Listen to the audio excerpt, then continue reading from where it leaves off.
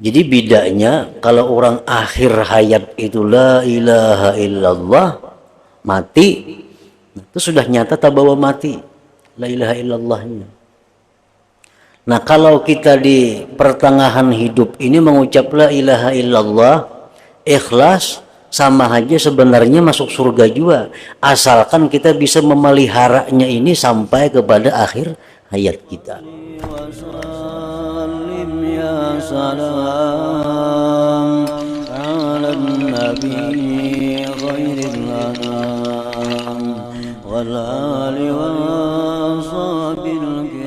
Bismillahirrahmanirrahim. Alhamdulillahirabbil alamin.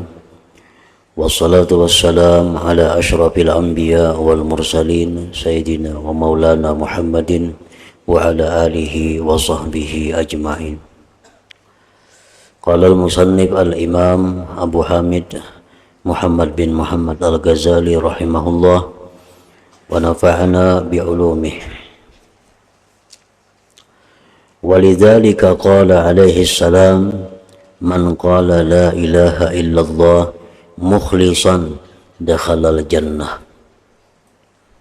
Wa ma'nal ikhlas ay yukhlisa qalbahu lillah fala yabqa fihi syirkun li ghairillah fayakunullah mahbuba qalbih wa ma'buda qalbih wa maqsuda qalbih faqat.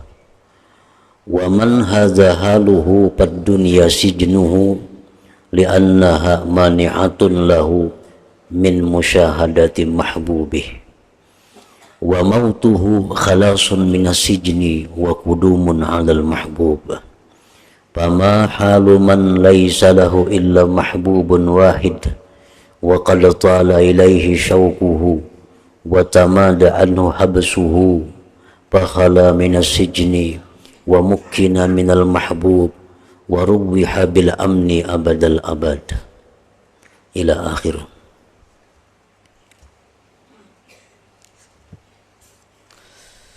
Makna kalam Imam Al-Ghazali rahimahullah wa nafa'ana bi ulumihi. Oleh karena itu Rasulullah sallallahu alaihi wasallam bersabda, man qala la ilaha illallah mukhlisa dakhalal jannah. Artinya barang siapa mengucapkan la ilaha illallah dengan ikhlas, niscaya ia masuk surga.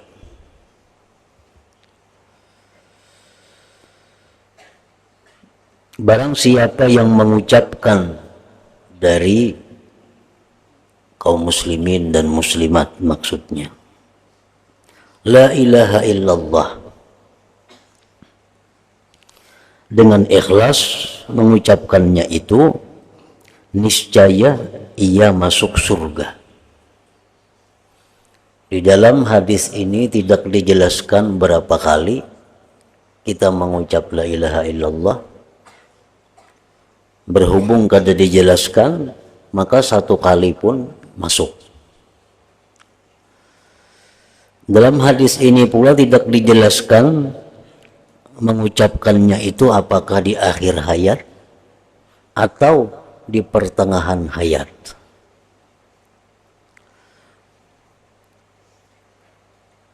Nah, kalau di akhir hayat itu sudah pasti.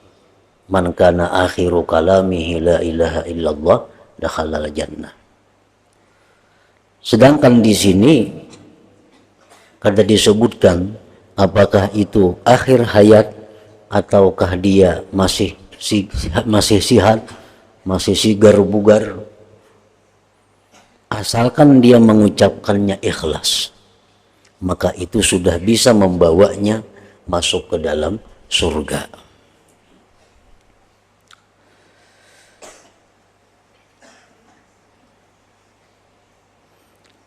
Dari dua hadis itu, hadis ini menekankan ikhlas dalam pengucapan la ilaha illallah. Sedangkan di hadis yang satunya itu menekankan akhir hayat.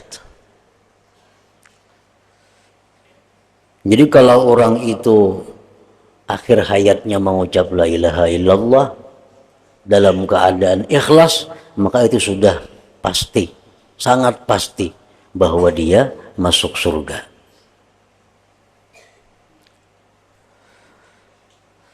Apabila la ilaha illallah ini diucapkan ikhlas, tetapi kada di akhir hayat, sama aja juga masuk surga juga, asalkan la ilaha illallah yang kita ucapkan ini tersimpan dengan baik, artinya kada terhapus sepanjang umur kita, sepanjang sisa umur kita.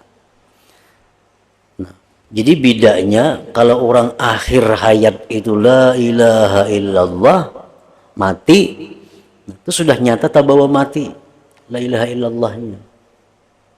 Nah, kalau kita di pertengahan hidup ini mengucap la ilaha illallah ikhlas, sama aja sebenarnya masuk surga juga, asalkan kita bisa memeliharanya ini sampai kepada akhir hayat kita. Sebab sebagaimana yang sudah kita diberikan penjelasan oleh para ulama bahwa amal yang sudah kita laksanakan ini kadang-kadang bisa gugur di tengah jalan. Nah, bisa hilang. Oleh karena itu, bila mana amal tadi kita bisa melestarikannya, bisa menjaganya sampai kita mati, maka sekali ucapan la ilaha illallah itu sudah bisa membawa masuk ke dalam surga. Cuma syaratnya ujar Nabi mukhlisa. Mukhlisa. Arti ikhlas adalah bahwa ia mengikhlaskan hatinya untuk Allah, memurnikan. Ikhlas itu murni, memurnikan hatinya untuk Allah. Maka tiada tertinggal dalam hatinya syirik, sekutu bagi selain Allah. Di dalam hatinya kada ada lagi sekutu selain Allah. Maka Allah lah yang dicintai dalam hatinya, yang disembah dalam hatinya, dan yang dimaksud oleh hatinya. Nah, itu pengertian ikhlas. Apabila sudah tidak ada lagi yang dicintai di dalam hati ini selain Allah, kada ada yang disembah selain Allah, kada ada yang dituju selain Allah, timbullah ucapan la ilaha illallah. Nah, maka itu membawa ke dalam surga, dakhalal jannah.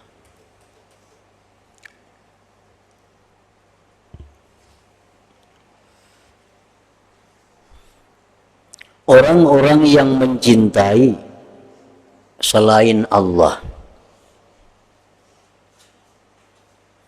apakah orang ini salah?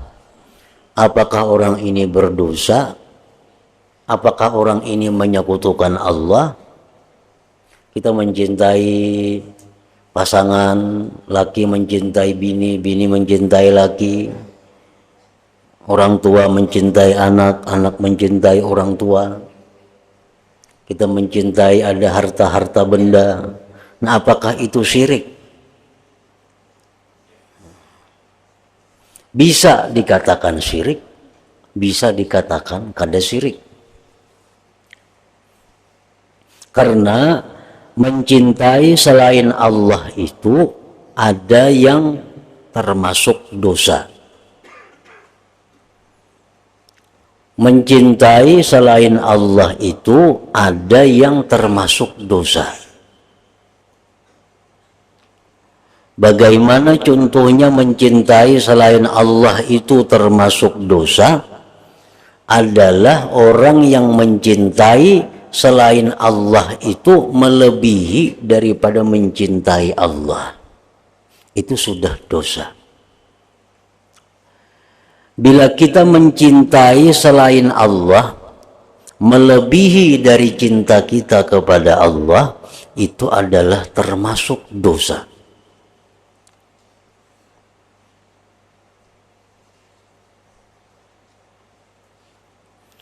Allah Subhanahu wa taala berfirman, "Qul in kana aba'ukum wa abna'ukum wa ikhwanukum wa azwajukum wa ashiratukum wa amwalun iktaraftumuha wa tijaratun takhshawna kasadaha wa masakinu tardawnaha ahabba ilaikum minallahi wa rasulih wa jihadin fi sabilih fatarabbasu hatta ya'tiyallahu bi amrih wallahu la yahdil qaumal fasiqin." Nah, ini dalilnya. Katakanlah wahai Rasul kepada umat, jika adalah orang tua kalian, anak-anak kalian, saudara-saudara kalian, pasangan-pasangan kalian, keluarga kalian, harta benda kalian, perdagangan kalian, tempat tinggal kalian lebih dicintai daripada Allah dan Rasul dan jihad di jalannya, maka tunggulah sehingga Allah mendatangkan dengan azabnya. Nah, ini. Kalau kita mencintai selain Allah melebihi daripada mencintai Allah, ujar Allah, tunggu karena ada azabku. Karena ada azabku.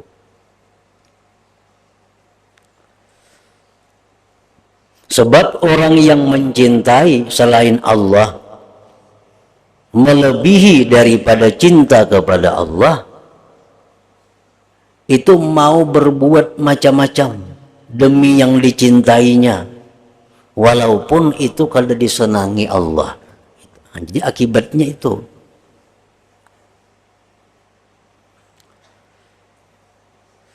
Nah, jadi mencintai selain Allah itu bisa dimasukkan golongan dosa kalau kita mencintai Allah melebihi daripada cinta kita kepada Allah.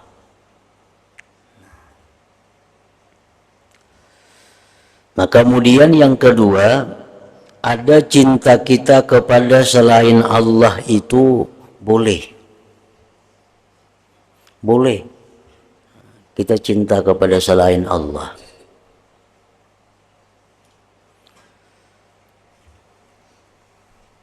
Allah berfirman dalam Al-Quran, "Ya ayyuhalladzina amanu la tulhikum amwalukum wal auladukum an dzikrillah." Nah, kita cinta kepada selain Allah, tapi cinta kita kepada selain Allah ini kadang melalaikan kita daripada Allah, kadang membuat kita meninggalkan kewajiban, kadang membuat kita melanggar hukum Allah. Nah, maka cinta kita kepada selain Allah itu boleh aja, boleh.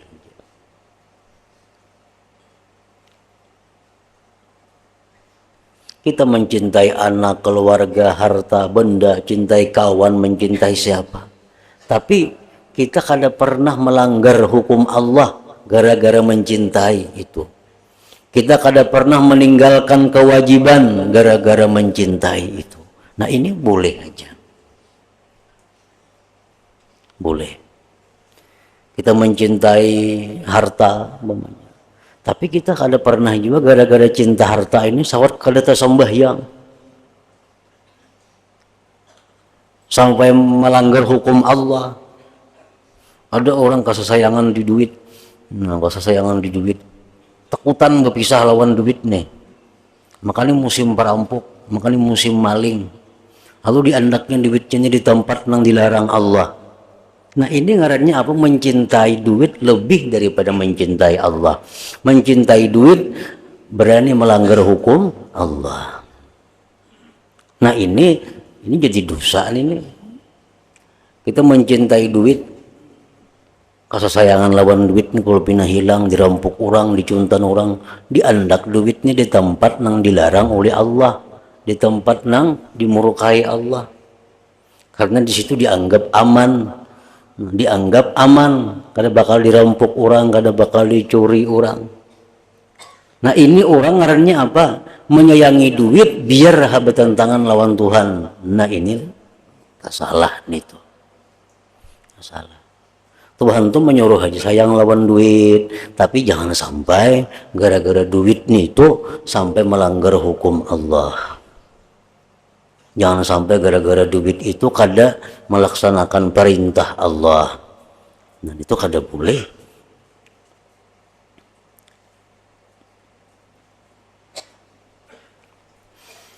Ada juga yang ketiga, cinta kepada Allah, cinta kepada selain Allah berpahala.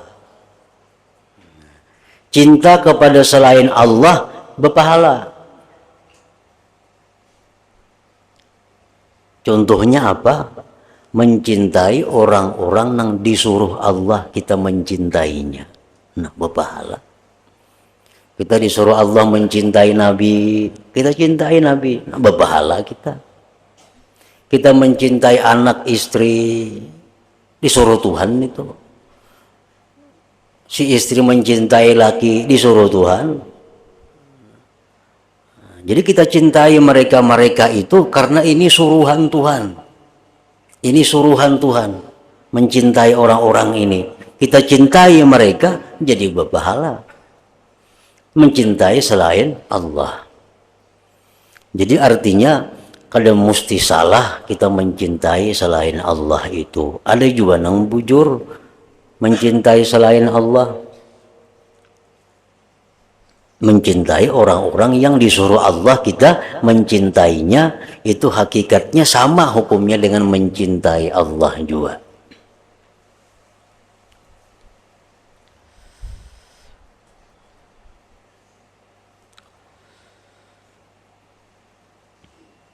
Nah jadi pengertian orang yang ikhlas mengucapkan la ilaha illallah,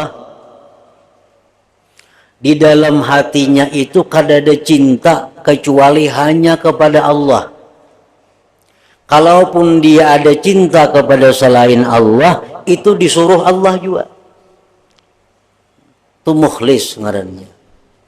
Kalau orang mengucap la ilaha illallah, tapi inya mau mencintai selain Allah, walaupun dengan melanggar hukum Allah, nah itu kada mukhlis, kada ikhlas ngarannya.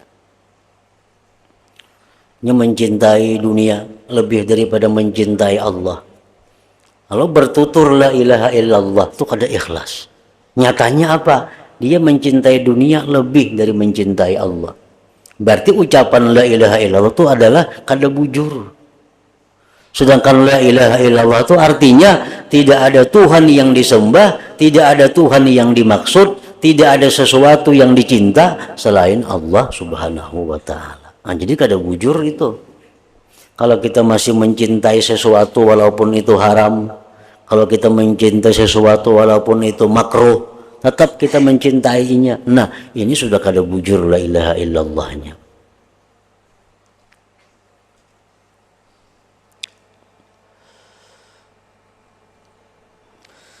Arti ikhlas adalah bahwa ia mengikhlaskan hatinya untuk Allah, maka tiada tertinggal dalam hatinya syirik sekutu bagi selain Allah.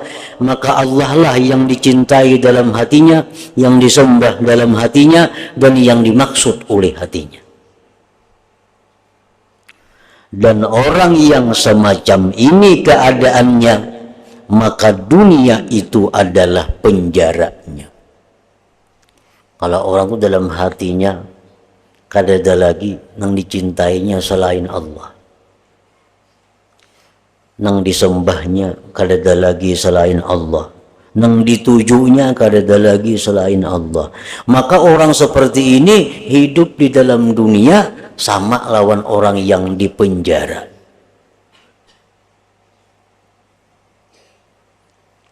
Di mana samanya? Orang yang dalam penjara itu hidupnya kada kau bertamu dengan yang dicintainya. Orang yang dalam penjara hidupnya kada kau berkumpul lawan orang yang dicintainya. Terpisah anak, terpisah bini, terpisah kawan, terpisah harta benda. Nah, orang yang cinta kepada Allah itu dalam dunia ini sama lawan orang dalam penjara. Karena sesungguhnya dunia itu sebagai pencegah baginya untuk bermusyahadah kepada Tuhan yang dicintainya. Karena dalam dunia ini kada bisa bertemu Allah. Sama orang dalam penjara kada bertemu lawan yang dikasihinya. Orang yang cinta kepada Allah hidup dalam dunia seperti penjara karena kada kau bertemu dengan yang dicintainya Allah Subhanahu wa taala.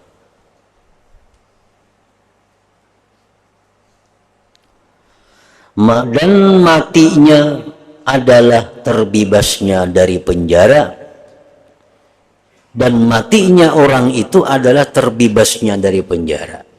Nah, orang yang cinta Allah ini kalau dia mati sama dengan orang yang keluar penjara, dan kedatangannya kepada Tuhan yang dicintai. Maka bagaimanakah keadaan orang yang tidak ada yang dicintai kecuali satu yang dicintai, dan telah lama rasa rindunya kepadanya, dan telah lama ia ditahan darinya, lalu ia dilepaskan dari penjara dan dipersilahkan bertemu dengan yang dicintai dan diberi kesenangan dengan aman sepanjang abad. Untuk kita kalau membandingkan orang yang dalam penjara tuh dihukum 20 tahun, kada boleh bertemu anak bininya, kuitannya kada boleh. Begitu sampai 20 tahun keluar pada penjara, bertemuan lawan kuitan, bini, anak semua. Nah, kayak apa kita bayangkan kegembiraannya orang itu. Nah, demikian halnya orang yang cinta kepada Allah itu. Sekian tahun hidup dalam dunia, ini kada kau memandang langsung kepada Allah. Padahal hatinya sudah rindu, sudah cinta kepada Allah. Begitu dia mati, nah bisa bertemu Allah.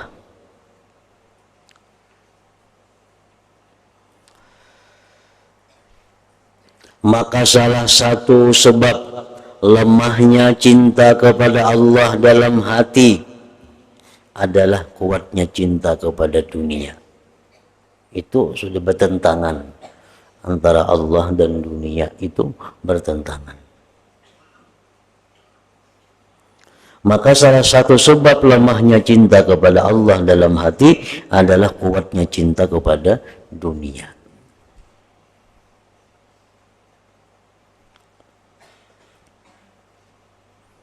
Orang yang cinta kepada dunia itu orang yang kada memperdulikan Allah. Orang tuh kalau sudah mencintai sesuatu, ini kada memperdulikan kiri kanan lagi, karena itu yang ditujunya.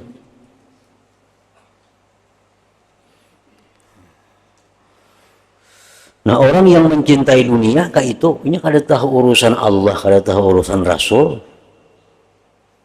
Ujar Tuhan ini kada boleh, jangan digawi, walaupun itu untung kada baik, tetap ini digawinya. Kenapa? Karena ini sudah mencintai dunia itu.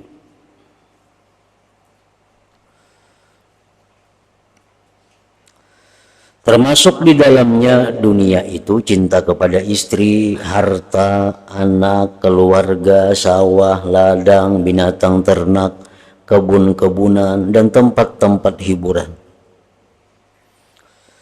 Sehingga orang yang merasa senang terhibur dengan merdunya suara burung dan merasa senang dengan berhembusnya angin pagi, itu adalah berpaling pada kenikmatan duniawi dan bisa mendatangkan kurangnya cinta kepada Allah Ta'ala dengan sebabnya itu.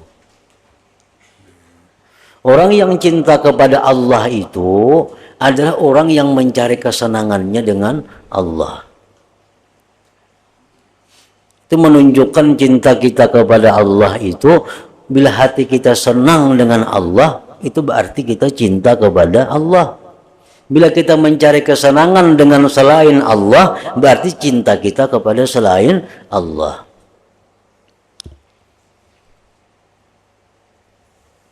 Ada orang yang nyaman bila mana berzikir kepada Allah. Nah, ini contoh orang-orang yang cinta kepada Allah. Orang yang begitu berzikir, kepada Allah, hatinya nyaman. Begitu mendengar hadis-hadis Nabi, mendengar petunjuk-petunjuk Tuhan, hatinya tenang. Ini tanda orang yang cinta kepada Allah. Ada orang yang ketujuh mendengar suara burung, bila hatinya pindah kacau, bersuara burung tiong, senang hatinya. Ini orang cinta kepada burung tiong. Adakah itu kalau ambil duduk mengitik mengarahkan burung tiong, nyaman hati, burung perkutut.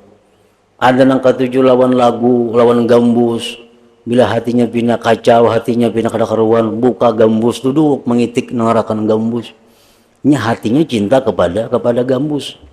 Jadi selama bahwa Allah Ta'ala itu bukan penghibur kita, maka berarti cinta kita kepada Allah itu masih kurang. Masih kurang.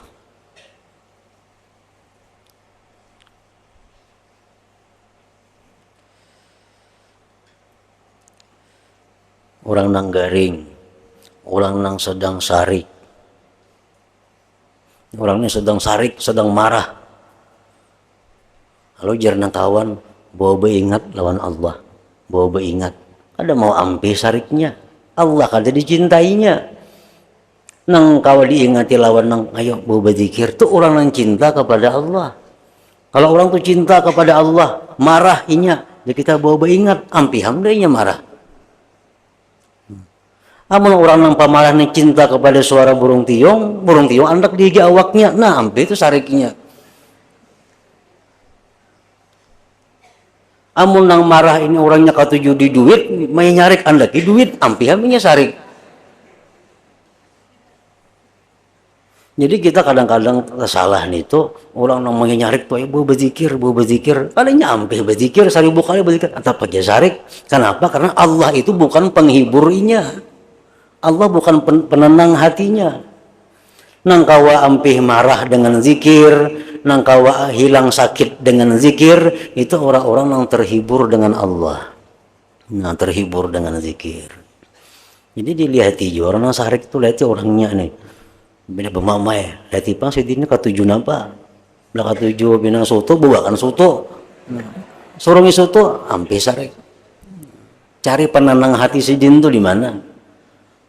Bila orang ini orang ahli ibadah, orang ahli takwa, rahatan sidin marah, rahatan gelisah, itu kawa dibuai berzikir, kita berzikir, nah tenang hati.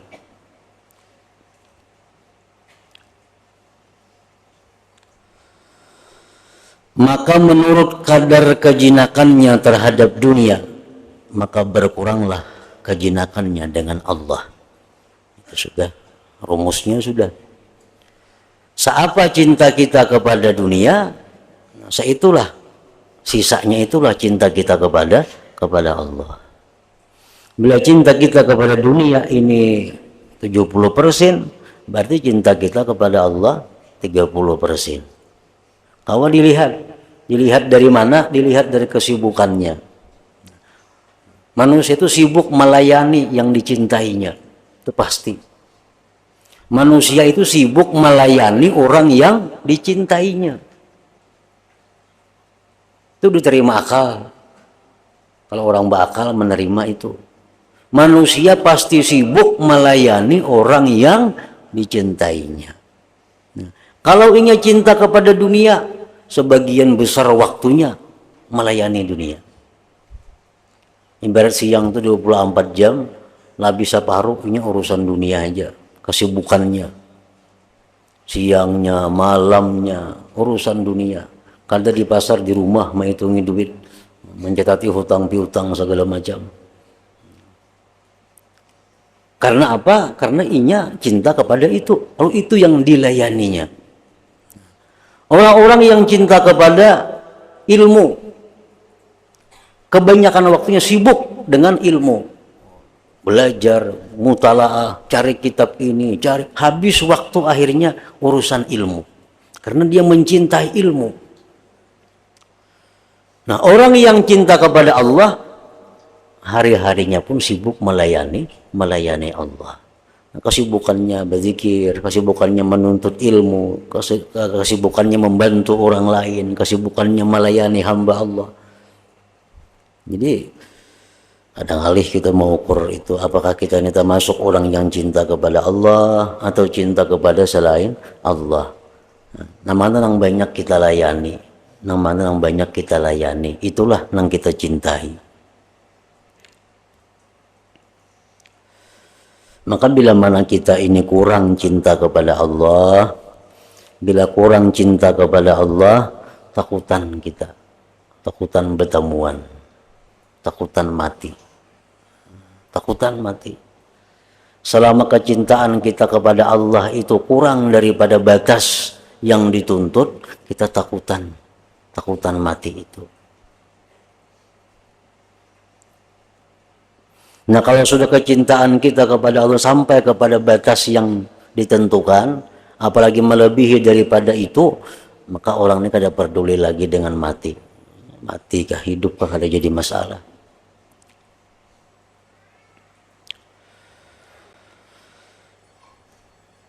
Tiada diberikan sesuatu di dunia kepada seseorang melainkan akan berkurang dengan sebab pemberian itu menurut kadar berkurangnya di akhirat dengan sendirinya.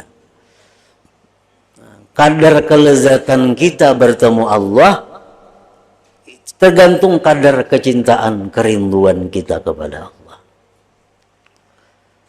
Kita lawan kawan nang kada tapi katuju, lawan kawan nang kada tapi senang. 20 tahun kada bertemuan, kada apa-apa. Bertemuan kada apa-apa, yang bersalaman lah bisa. Kenapa? Karena kada dikenang, kada dirindukan. Nah, kayak itu juga lawan Tuhan artinya. Amun kita sudah sekian puluh tahun kada bertemuan kawan, maka kita sayang bener lawan kawan itu. Sayang luar biasa. 10 tahun dah kada bertemuan. Bertemuan beragap itu. Bepaluk. Karena saking gembiranya lawas kada bertemuan itu. Jadi kadar kayak apa lezatnya bertemu tergantung kadar kecintaan kita kepadanya itu. Sebagaimana seseorang semakin bertambah dekat ia ke timur, dengan sendirinya ia semakin jauh dari barat. Ini dunia lawan Allah laksana itu, yaitu dengan menurut kadar itu. Dan tidaklah senang hati seorang perempuan istri kepada suaminya, melainkan sempit dengan kesenangan itu hati istri madunya. Sama lawan antara timur dan barat. Dunia dan akhirat itu adalah bagaikan dua wanita yang dimadu. Keduanya juga seperti masyrik, tempat terbit matahari, dan maghrib, tempat terbenam matahari.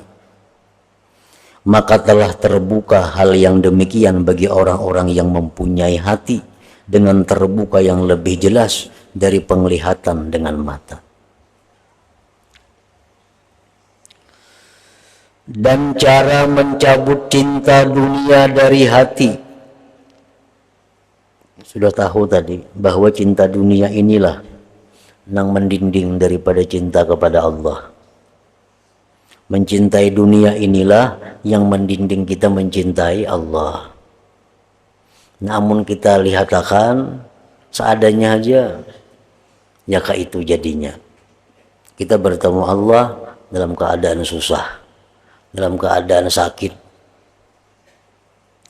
Lalu mesti di dalam hati ini secara bertahap mengurangi kecintaan kepada dunia, menambah kecintaan kepada Allah. Semakin bertambah umur, semakin bertambah penyakit, makinnya dikurangi cinta kepada dunia, ditambahi cinta kepada Allah itu. Dan cara mencabut cinta dunia dari hati adalah dengan menempuh jalan zuhud. Jalan zuhud. Artinya apa?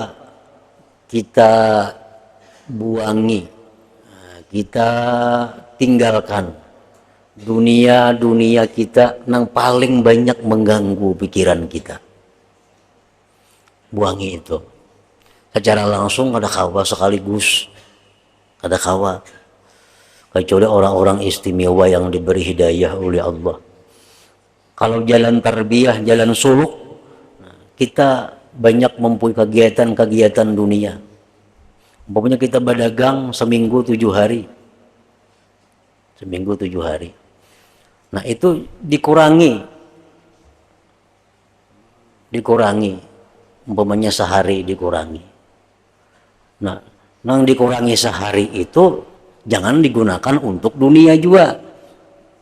Yang dikurangi sehari itu diisi dengan zikir, dengan menuntut ilmu, dengan apa dengan kebaikan-kebaikan yang membawa kepada cinta kepada Allah.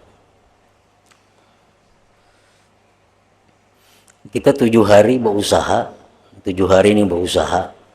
Kalau orang hendak membaiki diri ini, aku 7 hari ini berusaha, seminggu 7 hari, yang paling mengganggu aku berusaha nih umpamanya hari Jumat. Karena hari Jumat ini banyak macam-macamnya, mengganggu pikiranku, mengganggu ini segala macam.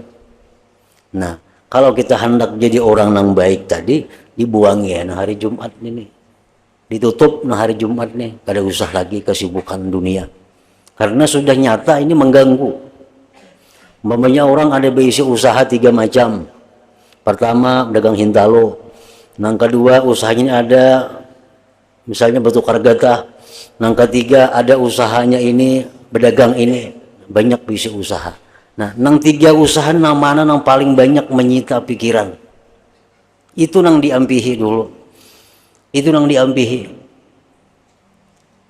Karena bila pikiran ini banyak, otomatis yang lain jadi kurang dipikirkan, kurang diingat.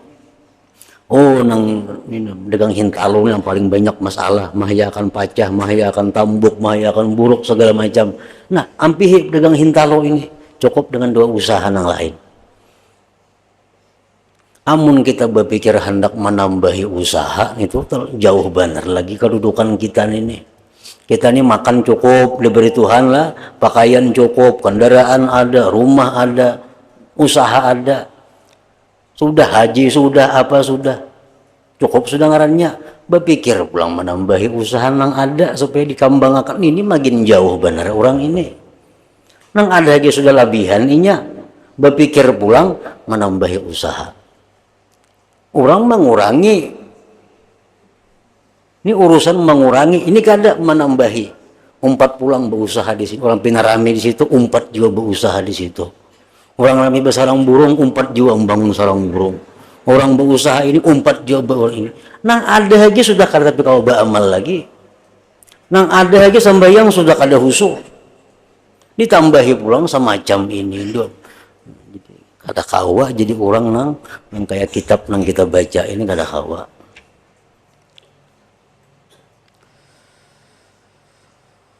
Dan cara mencabut cinta dunia dari hati adalah dengan menempuh jalan zuhud dan selalu sabar dan mengekang dirinya pada keduanya itu dengan kekang takut dan harap.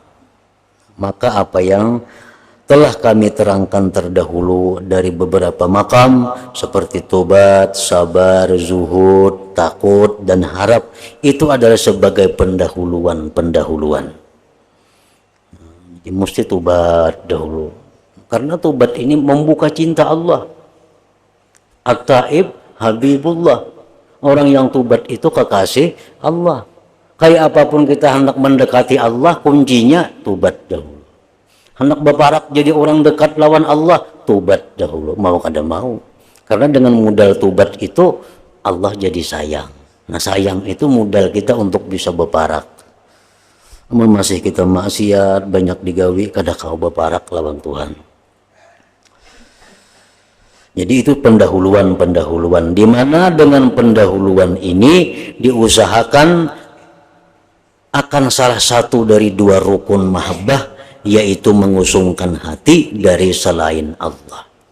Jadi untuk bisa mencintai Allah, 2 rukunnya. Pertama, puangi dahulu hati dari selain Allah. Puangi dulu. Nah, kayaknya hanyar nang kedua. Permulaannya adalah iman kepada Allah, hari akhirat, surga dan neraka, kemudian bercabang daripadanya takut dan harap, dan bercabang dari takut dan harap oleh tobat dan sabar atas keduanya. Kemudian yang demikian itu bisa menghantarkan kepada zuhud pada dunia, zuhud kepada harta, pangkat, dan setiap bagian-bagian duniawi. Sehingga hasil dari semuanya itu kesucian hati dari selain Allah saja. Sehingga meluas sesudah itu bagi tempat ma'rifat kepada Allah dan cinta kepadanya. Maka kesemuanya itu adalah pendahuluan untuk mensucikan hati. Dan itulah salah satu dari dua rukun mahabbah. Untuk yang demikian telah diisyaratkan oleh sabda Nabi sallallahu alaihi wasallam, at-tuhur satrul iman. Artinya bersih suci itu adalah sebagian dari iman. Bersih dahulu. Sebagaimana yang telah kami terangkan terdahulu pada permulaan kitab Taharah. Nah, jadi pertama kalau kita hendak mencintai Allah, nah kita kosongkan dahulu hati dari selain Allah. Nah, nyarkina nang kedua, rukun nang kedua. Sebab yang kedua agar kuatnya mahabbah, kuatnya ma'rifah kepada Allah Ta'ala, luasnya dan menguasainya atas hati.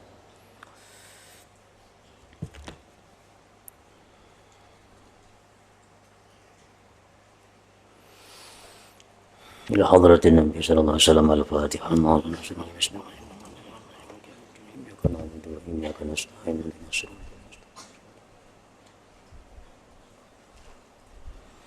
أفضل الذكر فاعلم أنه لا إله إلا الله محمد رسول الله لا إله إلا الله محمد رسول الله لا إله إلا الله محمد رسول الله لا إله إلا الله لا إله إلا الله لا إله إلا الله لا إله لا إله إلا الله الله الله الله الله الله الله الله الله الله الله الله الله الله الله الله الله لا إله إلا الله محمد رسول الله لا إله إلا الله محمد رسول الله لا إله إلا الله محمد رسول الله لا إله إلا الله الفاتحة إلى حضرة النبي إياك نعبد وإياك نستعين اهدنا الصراط المستقيم فيا أيها الرجل منه شفاعة صلوا عليه وسلموا تسليما صل وسلم